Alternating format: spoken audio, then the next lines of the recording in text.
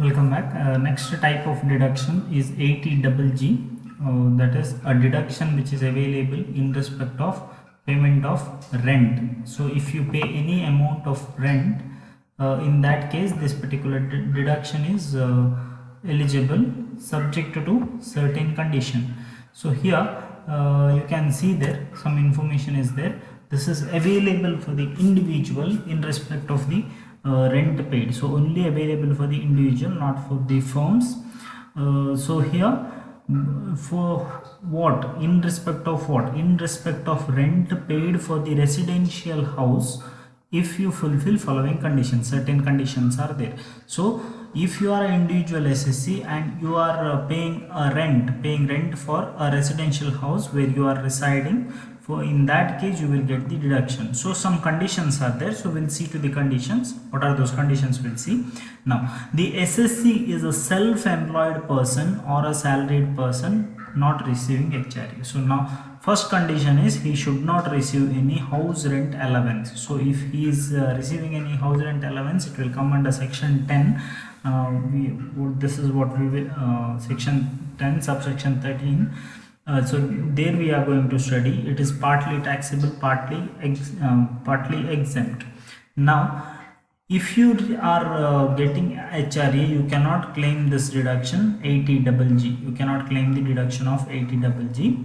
Then actual rent is in excess of 10% of his total income and before making the deduction of 80 double G. So what is to be considered is, now we have to compare it with the adjusted total income. So adjusted total income and should not be more than 10% of adjusted incomes. 10% amount should not be more than this particular rent. So that means you cannot claim the money which is excess of 10% of ATI. So rent paid in excess of 10% you cannot claim. Yes, so that is second. Now ATI we know already. ATI means gross total income, which is reduced by all types of capital gains, long-term capital gains, short-term capital gains, and at the same time all deductions from ATC to ATU except current deduction. Current deduction andre illi 80 double G. So then so this is the second condition which is given there. Next, third condition says he, his spouse, minor children and HUF which he is a member do not own any house at the place of their SSC's residence. So in that case he is not entitled for any deduction under the section. So here it is to be seen his the SSC owns any residential house at any other place and claims the concession of self-occupied. Self-occupied and the concession benefit takondre, so you cannot that means you are there in that particular house, you are residing in that particular house. Now again you cannot claim that I am staying in a rented house and I am claiming this particular amount. Now here the amount of deduction, there is a cap limit is there. The amount is restricted to, that means we have to reduce that particular item, that is excess of rent paid 10% of ATI. How we will get? So amount rent paid minus 10% of ATI or 25% of ATI or rupees 5,000 per month. So we have to compare all the three amounts and whichever is less is to be deducted from the amount. So this is about 80 double G. So what and all you have to remember, 80 double G is a deduction in respect of the rent paid for a residential house, and here if person is not receiving HRA then only he can claim this. Then it should not be more than 10% of total income, adjusted total income ATI.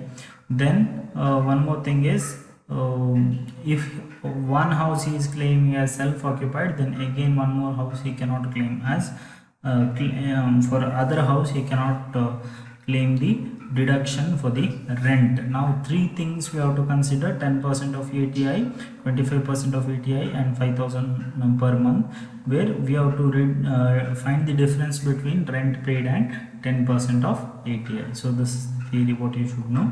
will see to a problem and will work out that, so that you will understand it in a better way. We'll see to the problem. This is a problem.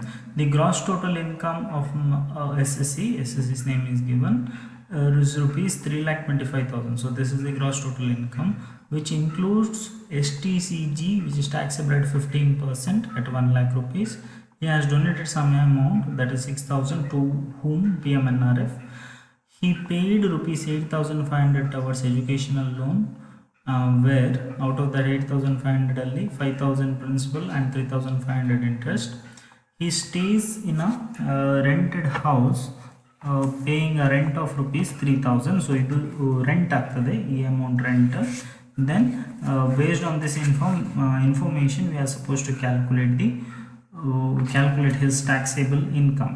So now we are here already we have seen the theory part, where it is told already if he is having one more self-occupied house, then he may not get any benefit. And here none of the information won't say that he have his own residential house. So with the available information, we have to do the things. Now our format for calculation is, the amount is restricted to the amount which is excess of rent paid over 10% of ATI, or 25% of ATI, or 5,000 rupees 5,000 per month. So this is the amount what we have to consider. Now rent paid is given in the problem, so he is paying a rent of rupees 3,000 per month, 3,000 into 12. Now ATI we have to find out. To find out ATI, gross total income minus capital gains. Long term capital gains are not there in this problem, but short term capital gain is there. 1 lakh rupees, 1 lakh we have to reduce. He has given a donation ATG 6,000, that we can deduct. At the same time, he has paid amount of education loan 8,500 pay ಮಾಡಿದಾನೆ. ಅದರಲ್ಲಿ 5,000 principal and 3,500 interest. So this will be deductible under the section 80E, not the principal amount, only the interest on education loan, 80E. So all sections you have to remember. So here 3,500 we can deduct. So to get ATI, what you have to do, 3,25,000 minus 1 lakh minus this 6,000 and this 3,500. If you reduce all the items, then you will get something like how much you will get, maybe a good amount, 2 lakh something you will get. 2 lakh will work out, that will work out and see, we'll get amount which is around 2 lakh something, 2,15,500 something we will get. So that amount we have to find out. Based on that we have to do the calculation. So first of all we'll calculate ATI, adjusted total income. So our gross total income is here, 3,25,000, which is reduced by his capital gains rupees 1 lakh minus what, he has given some donation, that is 6,000. Again we have to minus it by the education loan 80E. We cannot consider 5,000, but we can consider 3,500. So 3,500. If we do all the calculation, we will get 2,15,500. So that is adjusted total income, where we have to calculate 10% of adjusted total income into 10%. So we will get 21,550. So this 21,550 is our amount, that is 10% of adjusted total income. So we'll calculate the needful with the available information. The solution is here. His gross total income is rupees 3,25,000. So gross total income is there. What is asked? Taxable income is asked, or total taxable income is asked. We will see from 3,25,000 we have to do all the deductions under ATE, whereas there is no deduction which can be considered under ATC. ATC is not there, ATD is not there. 80 double D, 80 double DB is not there. First deduction what we are considering is education loan of rupees 3500. So 8500 is given, but in that 5000 is a principal amount. Principal amount we cannot consider, only interest we can consider, so that interest is written here, rupees 3500. Then it comes to the deductions, that is donations, PMNRF. Here only one item is there, and we know it clearly that PMNRF is a 100% without limit donation, so we need not do remaining procedures, we need not calculate it, because sufficient amount we have. So 6000 we are considering under this particular deduction. So donation under PMNRF without limit, 100% donation, so it is 6000. Next comes our the calculation of rent paid, that is 80 double G. So we can consider it is restricted to least of the following. I told rent paid minus 10% of adjusted total income, 25% of ATI, and rupees 5000 per month. So this 5000 per month is fixed always, it is a statutory limit, it won't change at any cost. Yeah, in all the calculation this amount will remain same. So now first thing is rent paid minus 10% of 10% of ATI. What is rent paid? 3000 and per month ಕೊಟ್ಟಿದ್ದಾರೆ. So 3000 into 12 we will get an amount of rupees 36,000 minus 21,550. How we got this particular amount? 3,25,000 minus 1 lakh rupees minus 3,500 minus 6,000. So we will get 2,15,500. So if you divide, if you calculate 10% of it, it will come up to 21,550. So this amount we will get 25% of ATI, that is 2,15,500 into 25% we are doing. So 53,875 we will get.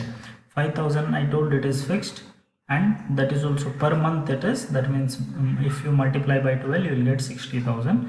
I told lowest of these three items can be considered for deduction. Lowest amount is 14,450. So only three amounts are there.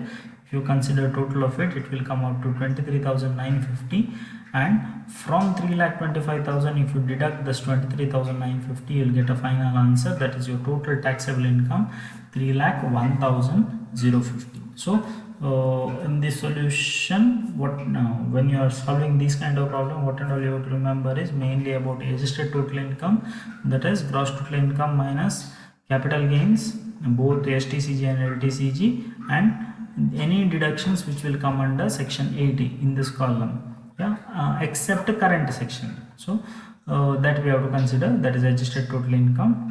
So rent paid minus 10% of adjusted total income. Rent paid is given in monthly basis, we have to convert it into yearly calculation, minus 10% we have to do, and same amount into 25% if you do, then you will get 25% of ATI. Then 5,000 per month, it is a statutory limit, it will remain the same. So lowest of the following we have to consider for deduction purpose, and this will be your answer, that is your total income. So this is a problem related to 80 double G rent deduction in related to rent paid. So if you have any doubts, please comment it, or you can ask me personally. Thank you.